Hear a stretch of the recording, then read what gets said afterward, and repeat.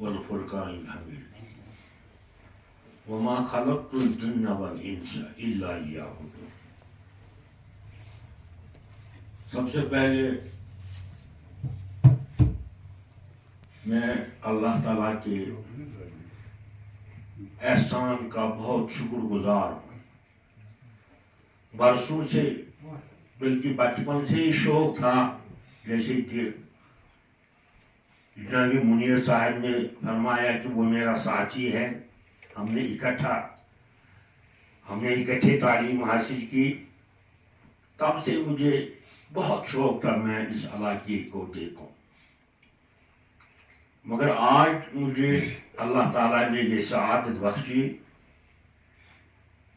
کہ میرے آنکھوں نے خود دیکھا یہ توحید کا نور یہاں کیسے پھیل گیا. مجھے یاد آ رہا ہے 9 ہجری یعنی فتح مکہ کے بعد 9 ہجری میں عرب کے چپے چپے میں اسلام کا نور پھیل چکا تھا. دور دور تک اسلام کی روشنی پہنچ چکی تھی.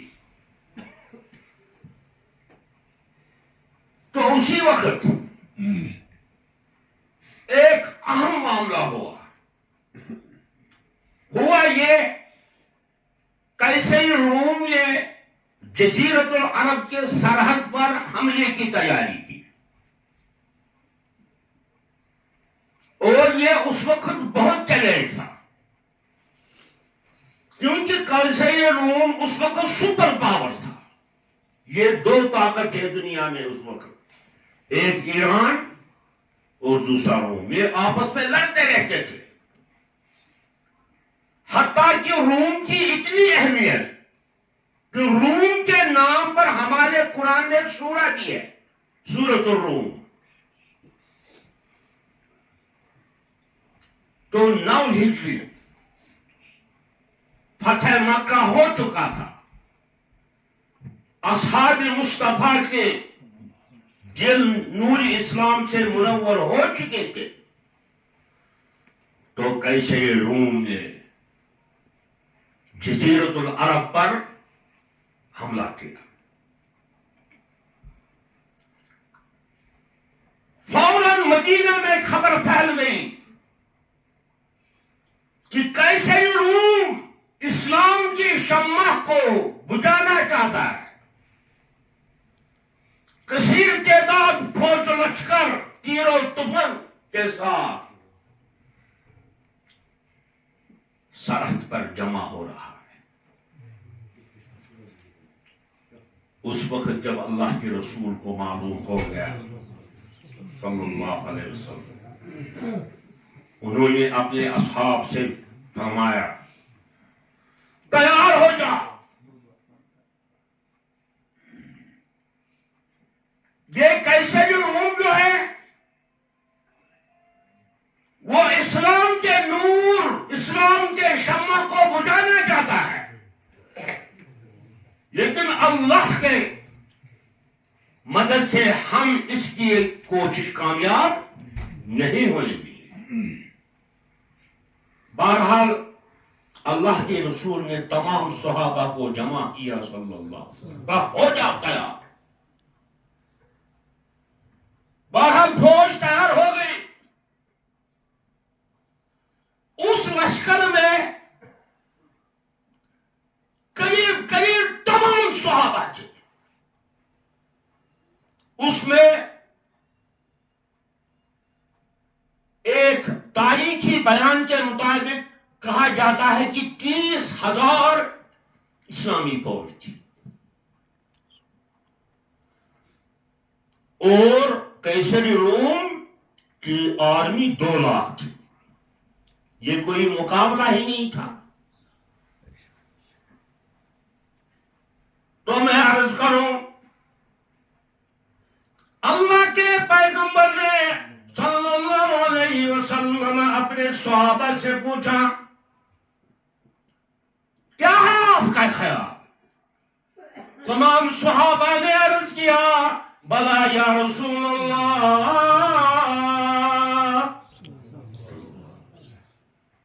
ہم تیار ہیں، اب وہ زیادہ یا ہم زیادہ ہیں یہ تو ہم اللہ پر چھوڑ دیں گے، ہمیں اپنا فرض پورا کرنا ہے۔ مجھے آپ کو یہ داستان نہیں بتانی کہ جنگ کن میں ہوا اور کن میں نہیں ہوا، جو ہمارا عقیدہ ہے میں اسی ایک اشارہ کروں گا جو اس واقعہ کے ساتھ تعلق اور ہماری دعوت سے اس کا گہرا تعلق ہے۔ ہمارا ایمان ہے، ہمارا اعتقاد ہے، جتنے بھی اصحاب رسول صلی اللہ علیہ وسلم تھے ان سب کو اللہ تعالیٰ راضی ہو گئے۔ اور میں قرآن سے ثابت کروں گا۔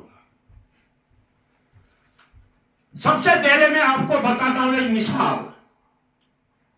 اگر ہم اس مسجد میں سارے لوگ جمع ہو کر توبہ کریں گے تو ہمیں پتہ چلے گا کہ کس کا توبہ قبول ہوگا؟ کوئی بتا سکتا ہے؟ دیکھو نقطہ کیا ہے قرآن کا، کسی کو پتہ نہیں کہ کس کا توبہ قبول ہو گیا، مگر صرف پوری عالمی انسانیت میں ایک قوم صحابہ ہے جن کی مغفرت کا اعلان 9 ہجری میں کیا ہے اللہ تعالیٰ، اور وہاں توبہ کا لفظ ہے لَقَدْ تَابَ اللَّهُ عَلَى النَّبِيِّ،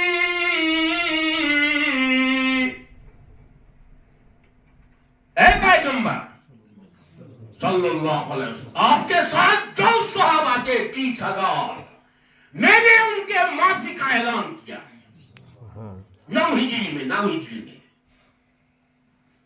آپ نے سنا ہوگا ایک حنفی عالم تھا ابو جعفر الطحاوی رحمۃ اللہ علیہ، اس نے ایک کتاب لکھی ہے عقیدۃ الطحاویہ،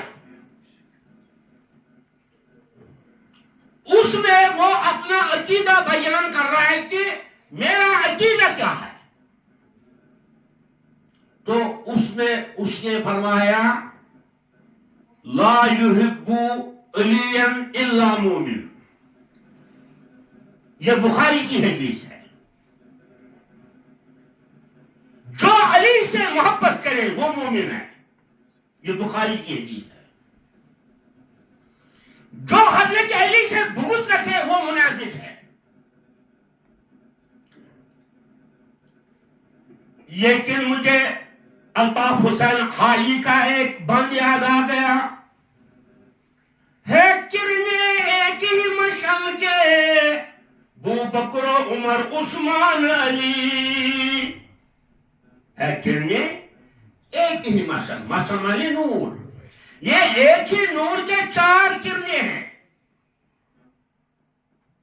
ہے کرنے ایک ہی مشعل کے بو بکر عمر عثمان علی، ہم مرتب ہے یاران نبی، کچھ فرق نہیں ان چاروں میں،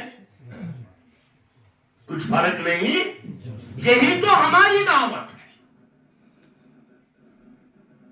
ہم بستی بستی گاؤں گاؤں جا کر کوئی نیا دین نہیں پھیلا رہے ہیں، جس توحید پر اللہ تعالیٰ نے انسان کو بنایا، جو نور اس کے سینے میں شرک اور بدعت نے چھپایا، ہم اس نور کو بیدار کرنے کے لیے آئے۔ یہ جماعت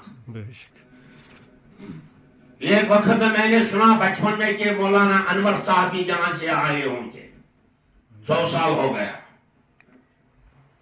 مگر یہ عجیب توحید کا نور عجیب چیز ہے، کیسے پھیلتا ہے؟ میں سری نگر سے آیا، صبح میں نے ایسے پہاڑ دیکھے جو میں نے زندگی بھر نہیں دیکھے، کوئی درخت نہیں، کوئی پانی نہیں، کوئی جانور نہیں، مگر ان پہاڑی سے دروں سے گزر کر جب میں اس گاؤں میں پہنچا، میں نے کہا اے اللہ، آپ کیسے اپنی بندوں کو چنتا؟ کوئی پہاڑ پر ہے، آپ نے اس کو پسند کیا؟ میں نے آپ کو عرض کی اگر ہم سب مل کر اس مسجد میں توبہ کریں گے، لیکن کوئی نہیں کہہ سکتا کس کا توبہ قبول ہوا،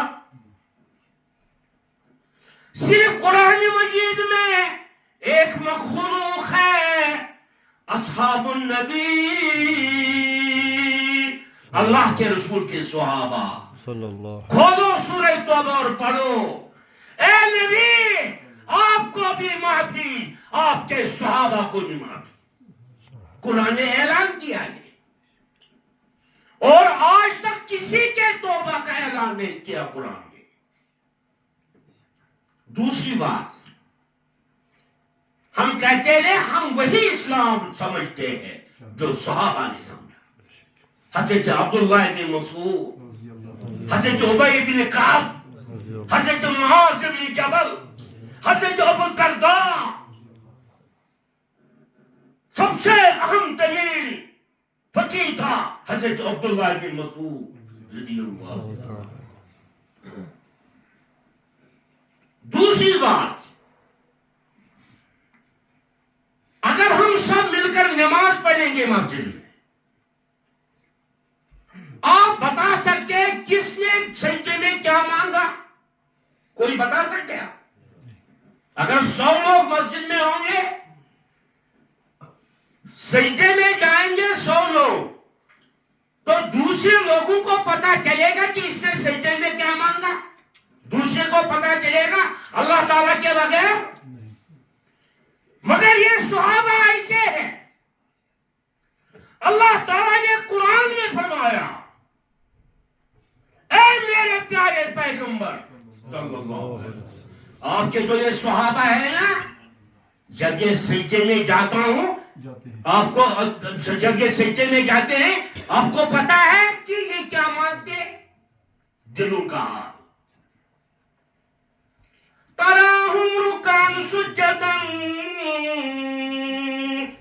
جب بھی آپ ان کو دیکھیں گے اللہ کے رسول یا تو رکوع میں ہوں گے یا سجدے میں ہوں گے، کیا مانگتے ہیں؟